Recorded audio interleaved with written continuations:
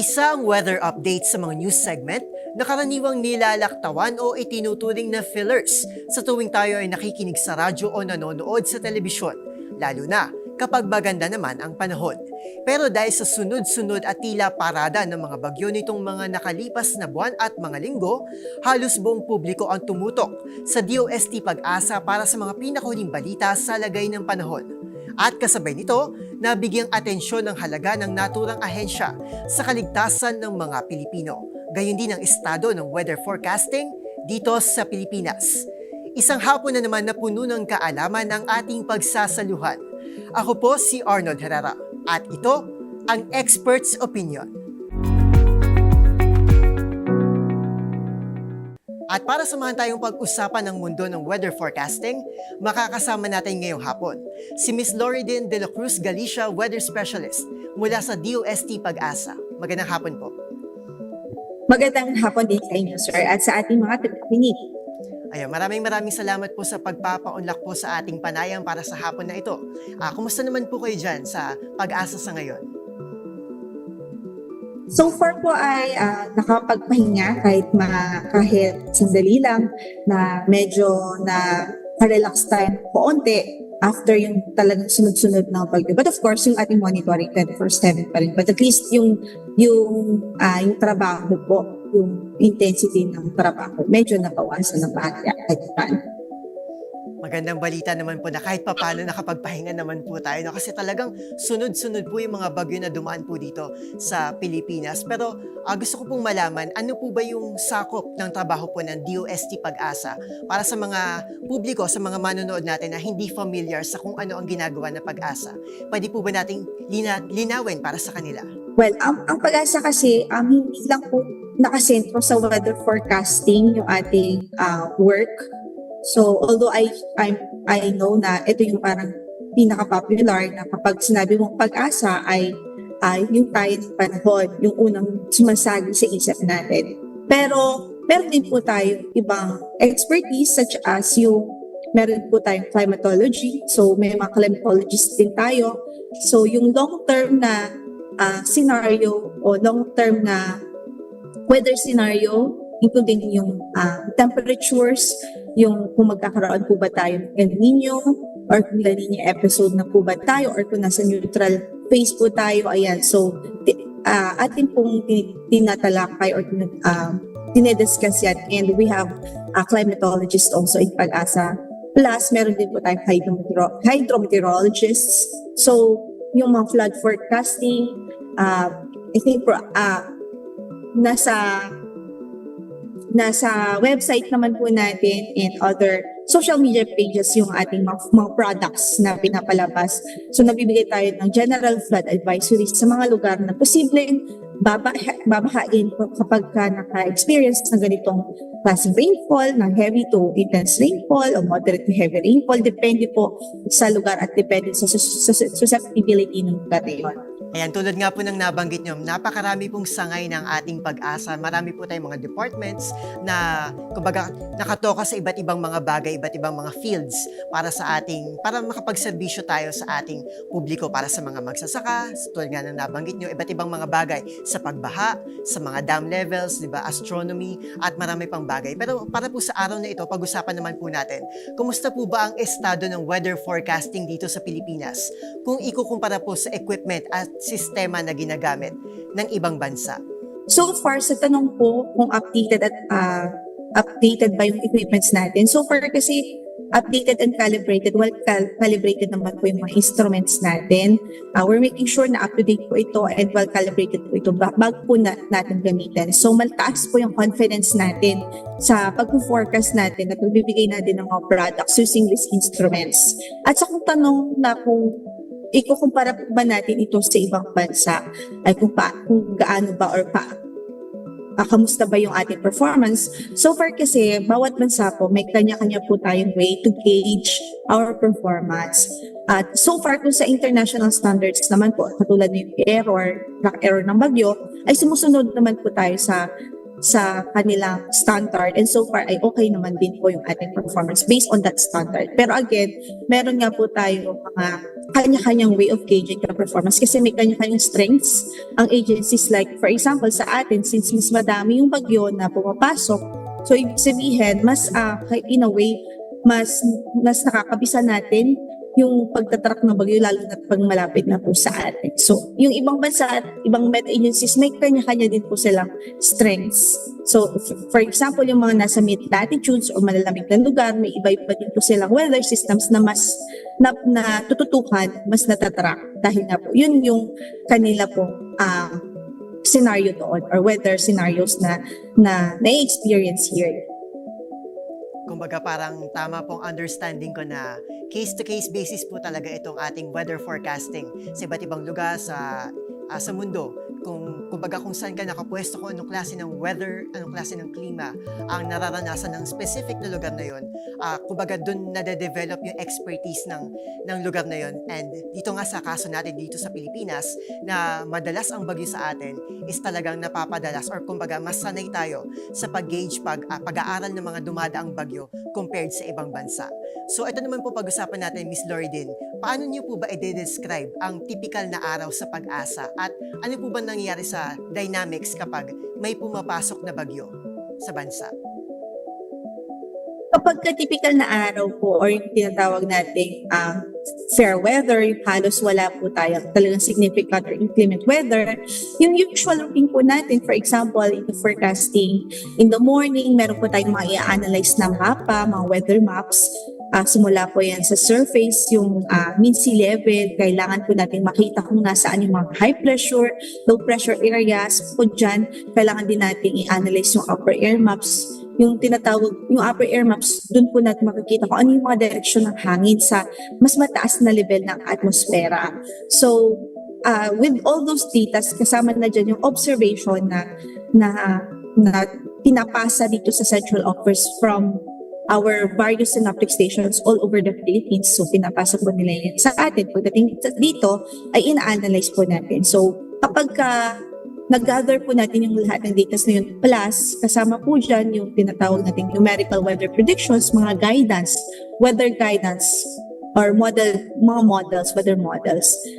Doon po tayo nag-come up na scenario ng dinidiscuss kung ano yung synoptic system na nakaka-apekto sa bansa at kung ano yung magiging possible impact nito sa specific na lugar. So, yun po yung ating routine, yung daily routine po natin kapag walang bagyo. So, meron po tayong analyzing of weather maps, upper air maps, meron po tayong pag-i-issue ng ating general weather forecasts, yung daily weather forecast po ito, meron din tayong high seas forecast, para naman po ito sa mga mariners. Meron din po tayong mga Asian and tourist forecast wherein sa mga specific tourist spots in the Philippines, kung gusto niyo po malaman kung ano yung posibleng weather doon in a certain day, doon po ninyo makikita yun. So yun. Pero kapag may bagyo po, in a way ay talagang dumodoble to triple yung bulk ng trabaho. Kasi syempre, maliban doon, hindi naman po kasi nawawala yung routinary na mga forecast natin, na products natin. Kapag may bagyo, andyan pa rin yung public weather forecast, andyan pa rin yung shipping. At minsan, mas madadagdagan pa po siya kasi meron na tayong issue na tropical cyclone bulletin na very specific and specially made po siya na product for tropical cyclone. Meron din tayong weather advisory wherein tinitingnan naman natin yung rainfall outlook sa bansa during the occurrence of mga bagyo or during the presence ng mga significant weather system na pwedeng magdala ng heavy to intense na mga paulan sa bansa. So ayun, kumbaga, mas tumidoble o tumitriple po yung trabaho natin. Mas nagiging busy po talaga yung weather forecasting section during bagyo kasi maliban po dyan sa mga products na ini-issue, meron din po tayo kailangang mga sagutin na mga media queries, mga inquiry from the media and also from private citizens na tumatawag po directly here in Pag-asa. Plus, meron pa po tayo ginagawang 6-hourly na press briefing. Either press conference, usually po ginagawa ito kapag landfalling yung bagyo, and then press briefing po na 6-hourly yan. Simula ng mag-issue po tayo ng tropical cyclone bulletin. tulad nga po ng nabanggit nyo, talagang dumodoble po ang trabaho ng pag-asa kapag may pumapasok na bagyo. And actually ako din po kasi personally is nakabantay din po ako sa Facebook page ng pag-asa, ay nakikita ko po na talagang sunod-sunod po. Parang halos hourly na po ang nagiging updates ng pag-asa kapag may mga matitinding bagyo na pumapasok po sa ating bansa. Pero tulad nga po ng nabanggit nyo kanina, although kinakaya naman ng pag-asa, pero meron po ba tayong na-encounter na problem when it comes to manpower? And aside from manpower, meron po bang iba't ibang mga pagsubok na kinakaharap ang pag-asa pagdating sa weather forecasting? Well, when it comes to manpower, siguro nga dahil sa bulk ng trabaho, kapag may bagyos, na-encounter pa rin natin kahit papaano yung kakulangan. Pero kasi kapag wala naman pong bagyo, ay sapat naman po yung ating manpower. Kaya lang po pag may bagyo ay yung bulk nga ay dumodoble o tumitriple yung workload. Pero ang kagandahan naman po ay meron naman po tayong support from other divisions ng pag-asa na pumupunta po dito para tayo po ay tulungan, i-support po yung kung ano pa man ang pwede nilang maitulong in complement lang doon sa complement doon sa kulang natin na tao during the time na may bagyo. So far naman ay okay naman, kinakaya naman po siya. Kaya nga lang, meron talagang pressing pressure talaga na syempre kapag may bagyo, dapat mas active ka, mentally mas in a way dapat mas healthy ka talaga. Kasi gagawin yung trabaho na halos non-stop during tropical cyclone passage in the country. Speaking of pagsubok po na nabanggit ko, Miss Lourdes, ano po ba yung mga paraan ng ginagawa ng pag-asa? Kasi panigurado ito gets to ng mga Pilipino kasi kumbaga parang marami nakakaranas ito or probably nagtatanong din kasi hindi sila nakaka-relate sa iba't ibang mga weather-related jargons na ginagamit ng pag-asa. Like kunwari mga Philippine Area of Responsibility, pag-asa monitoring domain. Ano po ba itong mga bagay na to? Paano nyo po ba napapalinaw po sa kanila para mas maintindihan po nila itong mga terminologies na ito? Okay. Yung Philippine Area of Responsibility, in a way, matagal na po natin itong ginagamit. Halos from the very start ay talagang na-introduce na po natin ito sa public. So far, ito po is yung imaginary line. Imaginary line lang po ito ng boundary wherein kapag pumasok doon ng isang weather system such as bagyo, mag-start na po tayo mag-monitor at mag-issue ng mga products, mag-issue ng warnings and advisories. So far, hindi po ito yung geographical map na sakop ng Pilipinas wherein. Kaya po yung sinet, may purpose po ang World Meteorological Organization. May purpose po kung bakit yun yung sinet niyang part. Kasi po, yun yung kapag andun yung bagyo, possible na maka-apekto sa atin. So, ayun, may purpose naman yon and I think clear naman po siyang na-introduce sa public even before ng pag-asa. Pero sa question na kung paano pa natin pinapaintindi, siguro yung nakahalagahan kung bakit hold ng press conference at saka mga press briefings kasi yung mga hindi na po natin nalalagay o na-explain sa text sa issue 1 sa products dahil nga syempre technical po yung ating ini-issue na products, doon po natin mas na-explain sa public yung meaning ng ibang jargon such as yung Philippine Area of Responsibility, yung tinatawag na Tropical Cyclone Information Domain or TCID. At dyan na rin natin na-explain sa public kung ano ba yung signal, ano ba ibig sabihin kapag may signal number 1 o signal number 2. So, mas na-explain po siya via press briefing. And bukod dyan, meron din po tayong mga ginagawa, mga educational and information campaign. So, yearly naman po yan, ang pag-asa may mga activities po tayong programs na pumupunta pa sa mga LGUs para mag-conduct po ng mga educational campaigns. So, nadadala po yung information down to LGUs po, down to our end users and stakeholders. Nakakatuwa po, no? Kasi very structured po ang ating kumbaga information campaign po para sa publiko, para sa mga Pilipino mula po dun sa text and combined with press briefings para mas maintindihan po ng mga Pilipino. And of course, yung paglapit niyo po sa mga local government units para syempre mas makalapit tayo dun sa mga publiko, mga ordinaryong mamamayan para mas maintindihan po nila yung mga dapat po nilang malaman. Pero ito naman po, aside from jargons, kasi alam po natin ng mga Pilipino is mga visual learners po yung mga yan. Meaning, mas nakakaintindi po sila ng mga bagay kapag mas na-visualize po nila. How is Pag-asa coping with this fact? Yung mga graphics po ba natin, ina-adjust po natin para mas appealing po sa mata, mas madali pong maintindihan? Ano pong ginagawa ng Pag-asa para po dito? Yes po, actually, itong mga nakalipas na bagyo, talagang nakita natin yung kung paano din talaga nag-cope up yung Pag-asa at based sa demands ng tao. And tama kayo, mas in a way, mas na-appreciate ng mga Pinoy yung mga visuals compared to texts, compared sa mga nakikita lang nilang wordings and all. At saka, so yun, ang ginawa ng Pag-asa, for example, yun nga, yung pinakabago natin nakikita at pin-post ng Pag-asa yung weather advisory. Dati kasi yung rainfall natin is naka-text po siya. So yung weather advisory natin ngayon, pag nag-post po tayo, gumawa na po tayo ng mapa with a certain intensity ng rain at doon nga po nakalagay sa lugar kung ano yung intensity ng possible na rain na matatanggap nila. So at least mas mag-visualize at mas maintindihan, ma-appreciate ng mga kababayan natin. So far, in terms of that, yung kung ano naman po yung demand at kung ano po yung demand ng tao at kung ano yung kailangan nila, nag-a-adjust naman po ang Pag-asa talaga. So far, we're always open for suggestions. So far naman yun nga po, based sa demands ng tao, nag-a-adjust naman po ang Pag-asa.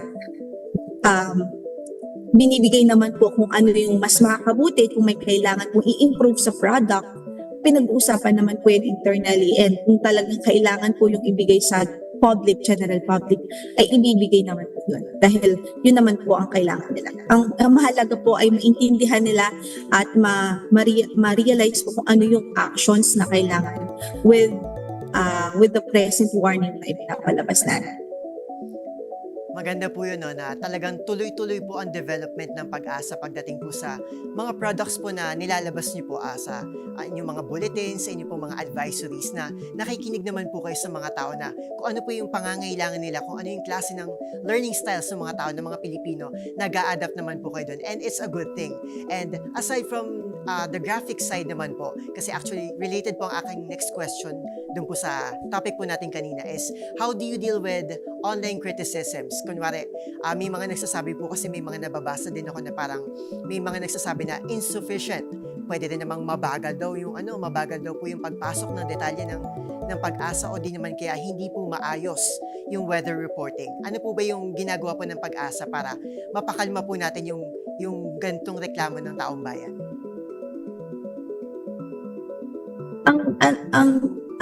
Ang katotohanan, we really can't please everyone.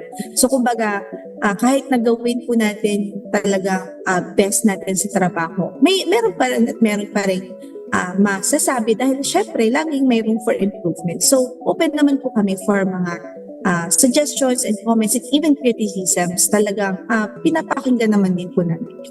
And sa tanong na kung paano po namin ha-handle yon, so far po kasi Pag-asa, isa sa mga agencies na mataas po yung engagement sa social media.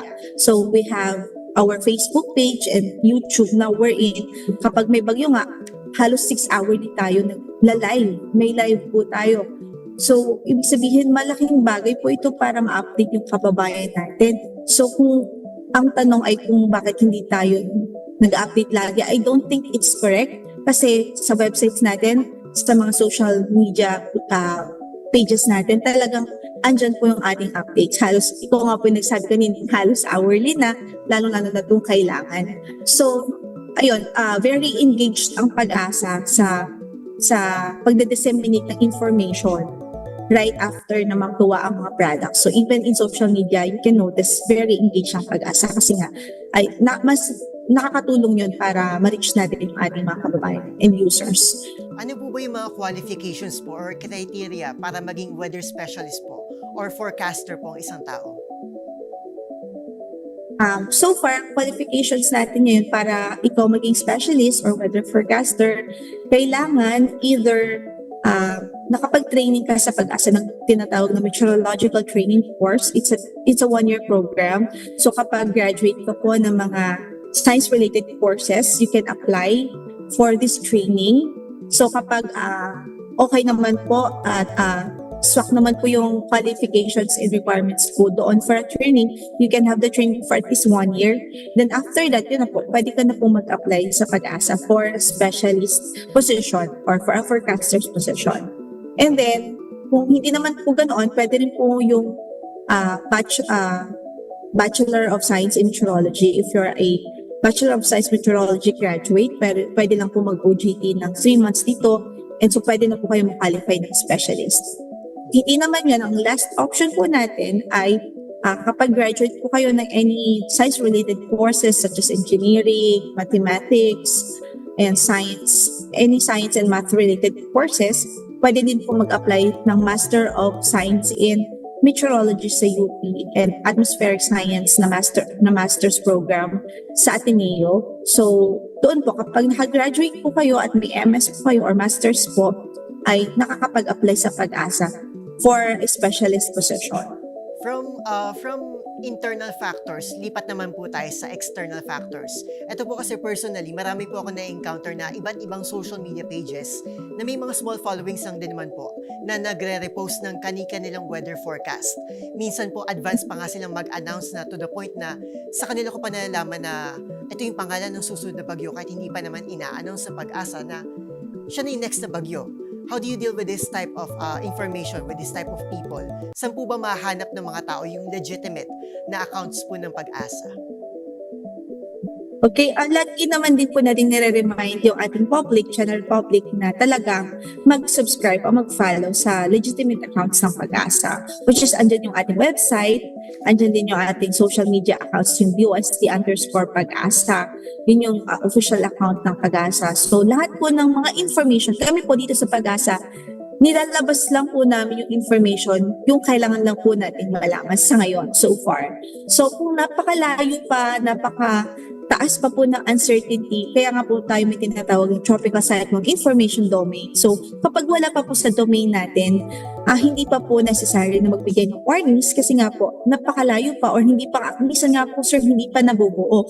So mataas po ang uncertainty sa ganung mga situation. So hindi pa po tayo magbibigay ng warning, lalo na kung hindi pa naman po clear.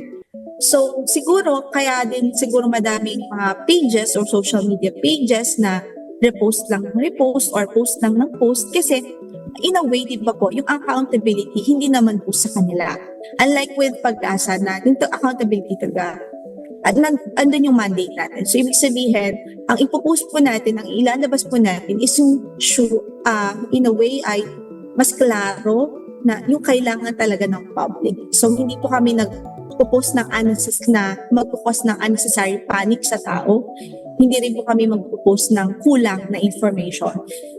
Just kung ano lang yung kailangan ng public, yun po yung ating ini-issues ng mga products. Ang pagpapatuloy ng ating talakayan tungkol naman sa iba't ibang weather terminologies. Gayun din ang sagot sa naging parada ng bagyo na humagupit sa Northern Luzon. Lahat ng yan, abangan next Sunday. Ako si Arnold Herrera. At ito, ang Experts' Opinion.